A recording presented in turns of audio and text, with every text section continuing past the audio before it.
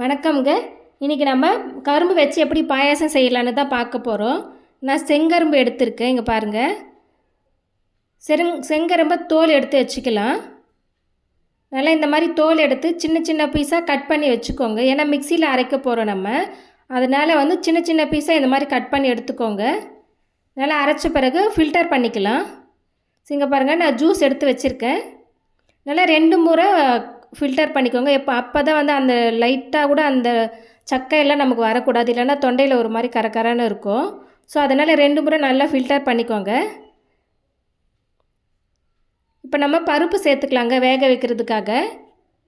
நான் வந்து ஒரு குட்டி கிளாஸில் வந்துட்டு எடுத்திருக்கேன். இங்கே பாருங்கள், இது வந்து ஒரு 100 இருக்குன்னு நினைக்கிறேன், எனக்கு தெரியல எக்ஸாக்டாக. ஒரு 100லேருந்து 150 இருக்குன்னு நினைக்கிறேன்.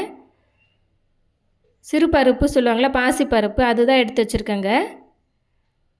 ஸோ இன்னும் கொஞ்சம் சேர்த்துக்கிறேன். நான் வந்து 1.25 கப்பு அளவுக்கு எடுத்திருக்கேன். ஸோ அது கூடவே நம்ம வந்துட்டு கடலைப்பருப்பு எடுத்துக்கலாம். நான் வந்து ஒரு 1/4 கப்பு எடுத்திருக்கேன். ஸோ இதுவுமே ரொம்ப டேஸ்ட்டாக இருக்கும். ஸோ நல்லா வாஷ் பண்ணிவிட்டு குக்கரில் சேர்த்துக்கலாங்க.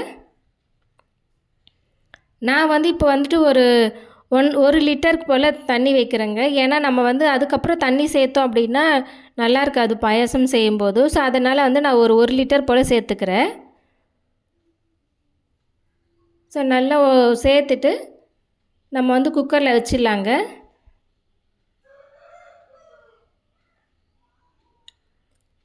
ஸோ நம்ம வந்து சால்ட் வந்து எப்பவுமே சேர்ப்போம் இல்லையா, ஸ்வீட் செஞ்சாலும். அதனால் வந்து ஒரு பிஞ்சு சால்ட்டு சேர்த்துருக்கேன்.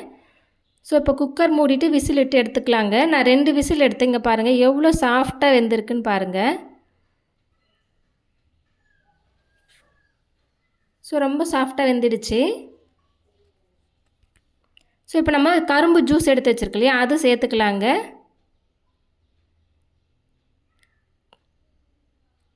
ஸோ இப்போ நல்லா மிக்ஸ் பண்ணிக்கலாம். கரும்பு ஜூஸும் அந்த வேக வச்சுருக்கிற பருப்போடு நல்லா சேர்த்துக்கலாம். கரும்பு ஜூஸ் வந்து ரொம்ப இனிப்பாக இருக்காதுங்க நார்மலாகவே. ஸோ நம்ம எடுத்த கரும்பு வந்து கம்மியாக தான் எடுத்தேன். ஸோ நீங்கள் நிறைய எடுத்திங்கன்னா உங்களுக்கு கரெக்டாக இருந்திருக்கும். ஸோ அதனால் நான் இப்போ வந்து கொஞ்சம் வெல்லம் சேர்த்துக்கிறேன். நிறைய கரும்பில் செய்கிறோம் அப்படின்னா நமக்கு வந்து இனிப்பு ஜாஸ்தி இருக்குங்க. நான் செஞ்சது வந்து கொஞ்சம் சின்ன கரும்பில் தான் செஞ்சேன். அதனால் ஸ்வீட்டுக்கு நம்ம வெல்லம் சேர்த்துக்கலாம். அதோட பருப்பு பாயசம்னாலே கொஞ்சம் வெல்லம் சேர்த்தாதாங்க அதனோட ஃப்ளேவர் கொஞ்சம் நல்லாயிருக்கும். இப்போ நல்லா மிக்ஸ் பண்ணி விட்டதுக்கப்புறம் பாருங்கள் கலர் எந்த அளவுக்கு மாறி இருக்குன்னு. வெல்லம் சேர்த்ததுக்கப்புறம் தான் பருப்பு பாயசம்னால இந்த கலர் இருந்தால் தாங்க நல்லாயிருக்கும்.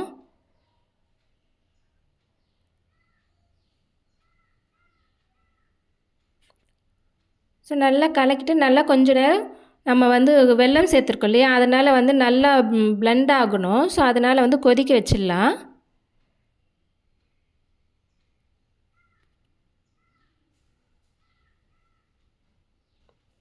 பாருங்கள் இந்த மாதிரி நல்லா கொதித்த பிறகு போதும். ரொம்ப நேரம் கொதிக்கணும்னு அவசியம் இல்லைங்க.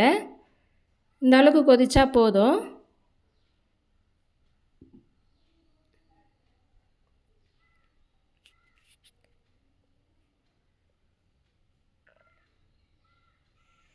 ஸோ இப்போ நம்ம தாளிப்பு செஞ்சுக்கலாம். இங்கே பாருங்கள், முந்திரி, திராட்சை, ஏலக்காய் எல்லாமே வந்து நெய்யில் வறுத்து போட்டுக்கலாங்க.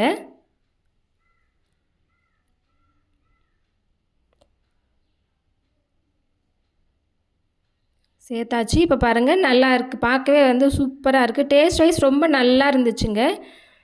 ஸோ நீங்களும் கண்டிப்பாக இதே போல் செஞ்சு பாருங்கள்.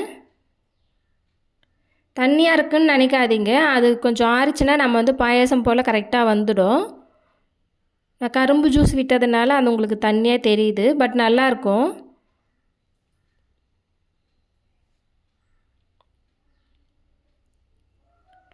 சரி பாருங்கள், ரெடி ஆகிடுச்சு. இப்போ கரும்பு வச்சு நம்ம வந்துட்டு இந்த மாதிரி ஒரு டைம் செஞ்சு பாருங்கள். கண்டிப்பாக எல்லாருக்கும் பிடிக்கும். குழந்தைங்களாம் வந்துட்டு இப்போல்லாம் கரும்பு வந்து சாப்பிட மாட்டாங்க, சாப்பிட தெரியாது. ஸோ அது மாதிரி இருக்கும்போது இந்த மாதிரி நம்ம ஸ்வீட் செஞ்சு கொடுத்தோன்னா கண்டிப்பாக சாப்பிடுவாங்க. நீங்களும் இதே போல் செஞ்சு பாருங்கள். என்னோடய சேனலை ஃபஸ்ட் டைம் பார்க்குறீங்கன்னா சேனலை சப்ஸ்கிரைப் பண்ணிவிடுங்க. பக்கத்தில் இருக்க பெல் ஐக்கானை கிளிக் பண்ணிவிடுங்க. அப்போ தான் அடுத்தடுத்த வீடியோ வரும். தேங்க்ஸ் ஃபார் வாட்சிங். பாய், டேக் கேருங்க.